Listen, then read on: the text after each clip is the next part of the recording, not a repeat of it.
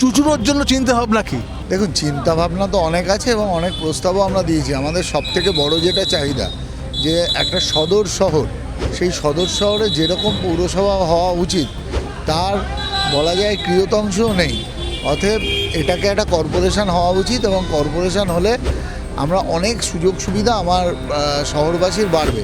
আমরা সেটা আবেদন করেছি যে আরও ওখানকার সংলগ্ন যে পঞ্চায়েতগুলো আছে, যার ফেসিলিটিস বলা যায় শহরের থেকে বড়, সেই ফেসিলিটিসগুলোকে অ্যাভেল করে, মানে তাদেরকেও ওর মধ্যে অন্তর্ভুক্ত করে একটা কর্পোরেশন হলে সেখানে মানুষের সুযোগ সুবিধা অনেক বেড়ে যাবে। এটা আমরা একটা দাবি রেখেছি, দেখা যাক। চুচুড়ো হসপিটাল নিয়ে অনেক কিছু অভিযোগ আগে শুনেছিলাম, এখনও বোধহয় সেই অভিযোগ আসে, মাঝে মধ্যেই আসে যে সেখানে ঠিকমতো চিকিৎসা হয় না, কিংবা চিকিৎসার ডাক্তার পাওয়া যায় না, এই ধরনের অভিযোগ রয়ে গেছে। তো সেটা নিয়ে গত সরকারের আমলে 132 জন, প্রায় 650 বেডের হসপিটাল, 132টা ডাক্তার থাকবার কথা, সেখানে মাত্র 34 জন নিয়ে এই হসপিটাল চলছে। অতএব খুব স্বাভাবিক নেই, এই কথাটাই বেশি উঠবে। তো যাই হোক, এখন পরিবেশ পরিস্থিতি পরিবর্তন হবে।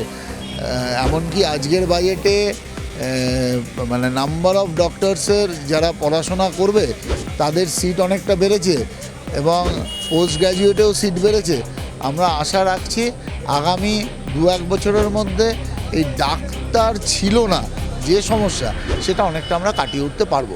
অনেক বেশি ডাক্তার হলে, সিট বাড়লে আশা করা যায় যে আমার রাজ্যে ডাক্তারের যে কম হচ্ছে আর তাদের যে ফেসিলিটিস থাকবে, তাতে ডাক্তাররা আবার হসপিটালমুখী হবে। চুচুড়ার রাস্তা এবং নিকাশি নিয়ে অনেক সমস্যা আছে। দেখুন, আমরা ড্রেনেজ সিস্টেম নিয়েও আরবান ডেভেলপমেন্টে চিঠি করেছি। খুব সত্যি কথা, চুচুড়া পুরনো শহর, খুব একটা প্ল্যান্ড শহর নয়, আর প্রচণ্ড কনজেস্টেড। এখানকার ড্রেন এক একটা সময় এক এক জায়গায় তৈরি হয়েছে, প্ল্যান্ড ওয়েতে হয়নি। ড্রেনেজ সিস্টেমকে ঢেলে সাজাতে হবে, তার জন্য প্রস্তাব দেওয়া হয়েছে। আশা করছি কিছু কিছু প্রস্তাব হয়তো গৃহীত হবে। আজকে তো বাজেট হলো, বাজেট অ্যালোকেশনে কী হয়, অনেক টাকা বরাদ্দ হয় ডিপার্টমেন্ট ওয়াইজ। এবার ডিপার্টমেন্ট সেটা বিধানসভা বা প্রয়োজন অনুযায়ী অ্যালোকেশন করে। সেটা আমার মনে হয় আমরা কিছুদিন বাদেই জানতে পারবো যে আমার শহরের জন্য কী কী বরাদ্দ হয়েছে। এবারে বাজেটটা নিয়ে কী বলবে? অসাধারণ বাজেট, অসাধারণ বাজেট। সমস্ত ক্ষেত্রকে চেষ্টা করা হয়েছে সুরাহা করবার।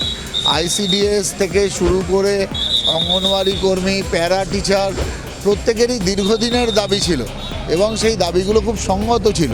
তাদের প্রত্যেকের ভাতা বেড়েছে, এবং আমার মনে হয় সবাই এই বিষয়ে খুব খুশি থাকবেন। তারা আমাদের কাছে বারংবার চিঠি দিয়েছেন। আমার মুখ্যমন্ত্রী তাদের দিকে তাকিয়ে, মানবিক মুখ্যমন্ত্রী, তাদের দিকেও মানবিক হয়েছে। আশা করি এই বাজেট প্রত্যেকটা স্তরকেই খুশি করতে পেরেছে।